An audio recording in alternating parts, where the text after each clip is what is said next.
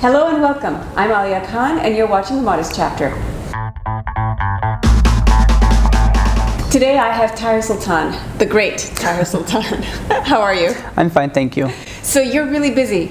We always chat and stay in touch, but you're always running around. What's going on in your life? I have so much going on in my life. I have so many projects in so many places that I can't keep up. I have corporate stuff, I have personal stuff, I have fashion stuff, I have art stuff. So are you an artist as well as a designer? Yeah, we do large-scale art installations, the brands. So I'm currently setting one up in Sharjah. We just had one for Ramadan on the Walk, and now, yeah, there's a lot of stuff that we do. So you're an artist as well? Well, the thing is, Tahir Sultan is really a brand. So we do everything from fashion to corporate fashion to large-scale art installations. We have 7 women's empowerment programs. We do homeware as well. We do homeware for weddings. So we have. I want to talk to you about this because you had something going on with women in villages. Yeah. And I need to learn more about it. It was fascinating, the stuff that I saw so far. Tell us about it. Well, the thing is that it was a program that started about 1.5 years ago, and it was something that I got led to.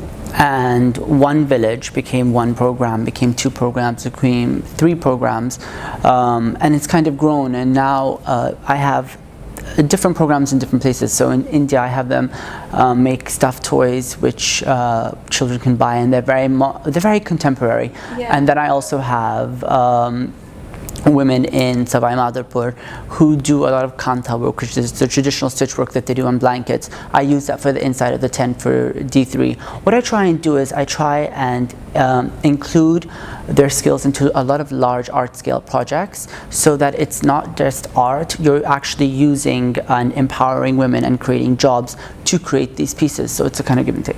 That's amazing. You're coming to Jakarta Fashion Week with us. Yes. We're very excited. I'm very excited. How's the collection going? The $1 million question? It's going really, really well. What can we expect? Well, what you can expect is something very, very contemporary. There are going to be a lot of cuts that are very modern. It's somewhere between avant-garde, yet it's not going to be too loose or too flowy. We've kind of come to a middle ground, because I think the modest consumer, what they really want is to look fashionable and look in the now, and it's either sort of like abaya or kaftans, or stuff that's too tight. So what I'm doing is giving them a give and take, where we'll have a regular dress, but then what we'll do is underneath we'll put a nice sort of a long sleeve t-shirt which we've embroidered, so that they have the freedom to play, so to speak. That's you, Tahir. You're always such the revolutionary guy.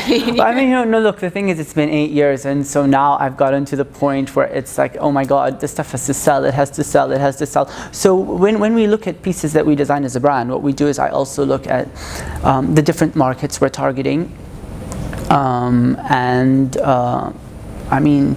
what's going to sell? Well, No, but what's cool is you've been around for a long time, no doubt. You are definitely one of the more sort of respected designers, Thank you. And it's very exciting. But you've got this renegade side to you. You really do, like I said, you do revolutionize things in such a beautiful way that no one can actually argue with it, because it fits, but it's not what people were expecting. Argue with it or argue with me? They wouldn't dare argue with you, I'm sure. No, I just look. I believe in change and what's contemporary, and I'm half Arab and half Indian, and there's so many influences which are so fantastic. There's so many historical influences, whether it's the Bedouin, whether it's the weaving, whether it's the embroidery, and I'm lucky to have the best of both worlds. So what I do is try and create a synergy between them and reinterpret and make what already exists contemporary. I don't try and recreate the wheel. And I myself, I put a lot of my own personality in it, because I'm very mad. I'm very out of the box, and I have a lot of female friends, and I know what they like, and I think a lot of people mistake modest for being religious, and I think there's a huge difference. I have a friend of mine, and she started her own business that's very, very successful in London, and she said, I don't have time to go to the gym, I work 16-hour days, so I may not be as, tight as I used to. I want clothes that look great, but are a little more forgiving on the body. And I think people don't understand that is what modest fashion is all about. I mean, you could have the long sleeves, but you can roll up the sleeves, you can have a dress with pants. You can choose to wear it without. And it's to give them options rather than having, these little numbers that are basically all lace and cut out and are exciting. So before we let you go, we need to know, what is your secret to success? How would you advise the younger designer to enter into this field? And what was your big thing that made you Tahir Sultan that you are today? Okay, first of all, there are a lot of components. One, it's a lot of hard work. So unless you're willing to give up your life, don't do it. Two, perseverance. Three, look at every setback or mistake as a stepping stone, because unless you make the mistakes, you don't learn. Four, you are going to have to make a lot of sacrifices. I mean, you sacrifice your personal life, you sacrifice going out, you sacrifice buying stuff. I mean, when I created my business, I did it with my own cash. I still do it with my own cash.